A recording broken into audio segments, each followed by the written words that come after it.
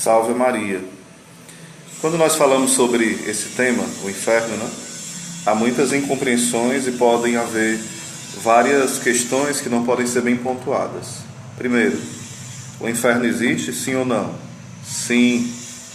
Isso a Bíblia afirma no Antigo e no Novo Testamento, os relatos dos santos, o catecismo, vários papas se pronunciaram a esse respeito. Então é algo indiscutível para quem é católico, para quem é cristão. Existem várias seitas surgindo dizendo que o inferno não existe. E começam a fazer toda uma tramóia tentando... o grego fala isso, o latim, o hebraico tenta colocar essa ideia que o inferno não existe. Quem faz isso é Adventista do Sétimo Dia, Testemunho de Jeová e várias outras, certo? Um outro ponto também é como é que pode existir o inferno? Eu não compreendo, porque como é que Deus é amor e Ele sabe que ia nos criar, e ao nos criar a gente ia para o inferno, como é que Ele pode? Que Deus bom é esse?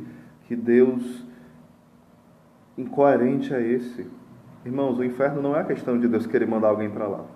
O inferno é uma decisão livre, aonde eu escolho o ódio, eu escolho virar as costas para Deus, aonde eu vou tomando decisões que vão me afastando de Deus e vão deixando meu coração duro. Deus sempre está disposto a nos perdoar. Deus sempre está disposto a nos dar uma nova chance.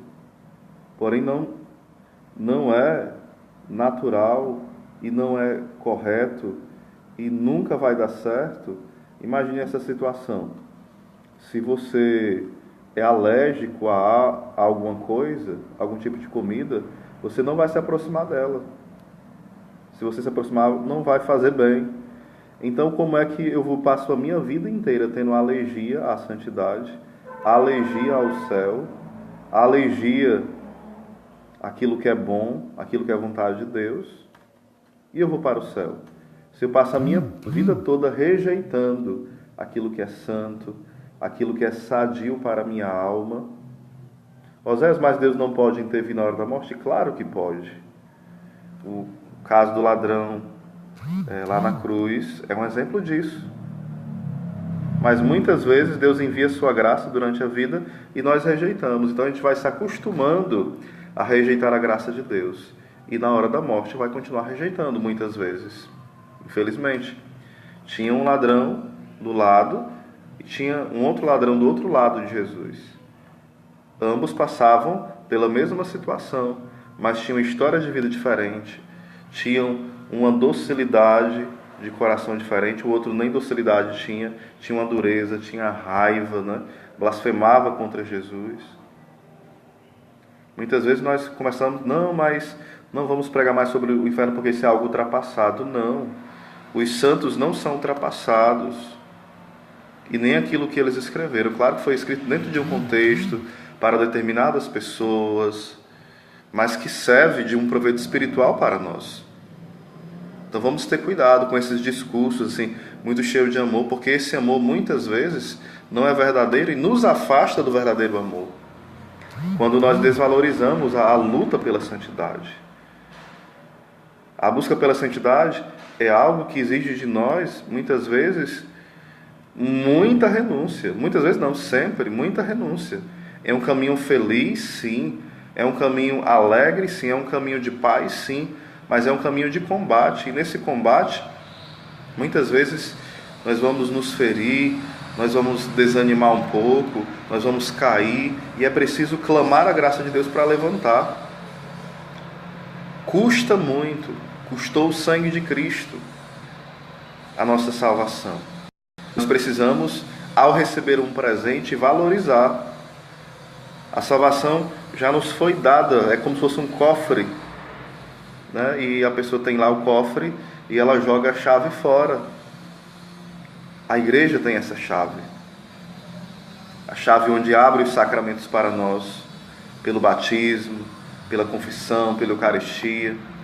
E é preciso nós termos essa postura de reconhecer que nós precisamos estar na igreja, não viver de forma individualista, egoísta. Não, é eu e a Bíblia. Hoje pegou essa mania, você é o quê? Eu sou cristão, eu não vou a nenhuma igreja não, porque religião não salva. Meu irmão, Que conversa é essa? Quando você se batiza, quando você é batizado, melhor dizendo, aquilo é para a sua salvação. Claro que se a pessoa não vive o batismo de forma nenhuma, não vai ser salvo, né? A confissão é para a sua salvação. A Eucaristia, que é o próprio Jesus, é para a sua salvação, que é o próprio Cristo. Você se casa e o seu casamento, seu matrimônio é um caminho de santificação, é um caminho salvífico. Para quem se ordena, né? Para quem é ordenado sacerdote, bispo, diácono, é um caminho de santificação, de oferta. Então isso é salvífico. Como é que eu vou dizer que dentro da religião não existe esses meios, esse caminho, essa segurança quando eu vivo de fato aquilo que Deus planejou para mim, projeto de amor? Não é qualquer religião, é a religião que Cristo fundou.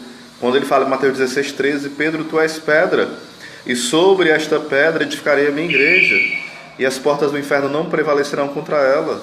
Em Lucas 10:16, quem vos ouve, a mim ouve, quem vos rejeita, a mim rejeita, e quem me rejeita, rejeita aquele que me enviou.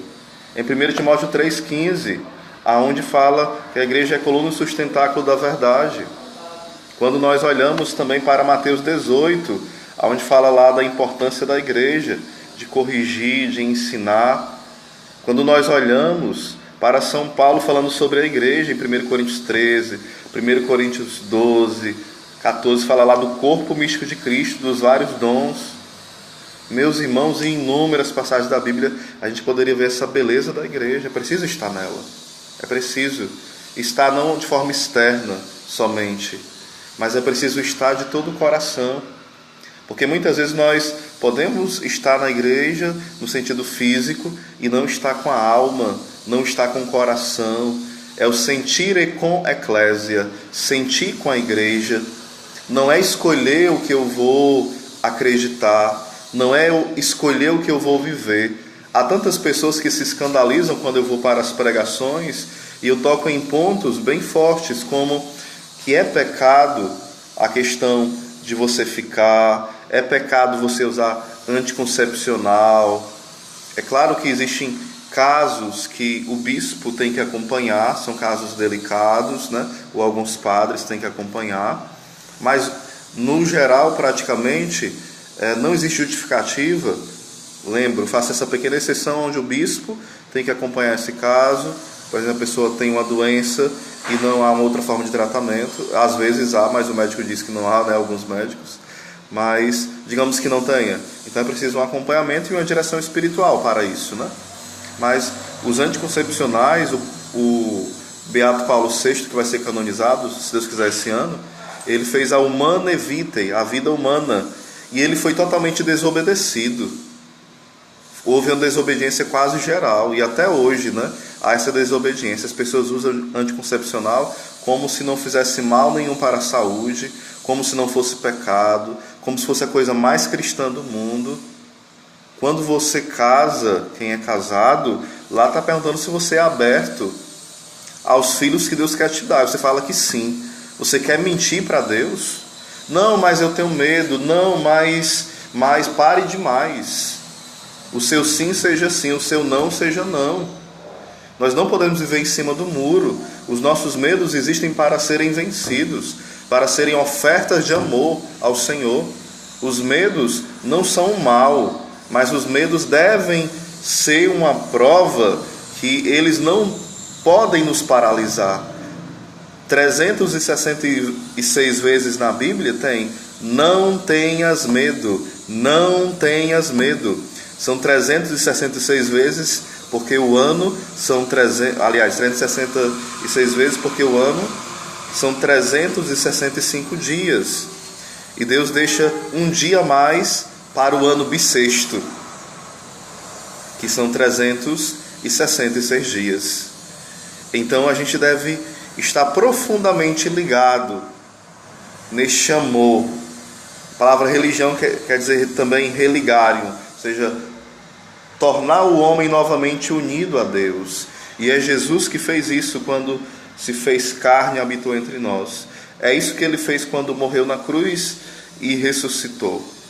Ele é a escada de Jacó, que liga o céu e a terra. Ele é o sumo pontífice, ou seja, a ponte suprema que nos liga a Deus, ao Pai. Ele nos dá o seu Espírito Santo. O Espírito Santo que procede, do Pai e do Filho. O Senhor que prometeu enviar o Consolador. Então, nesse tempo, a gente tem negado muitas verdades de fé. Quando se fala de inferno, as pessoas ficam, não fale não, porque as pessoas têm medo. Não fale não, porque isso assusta.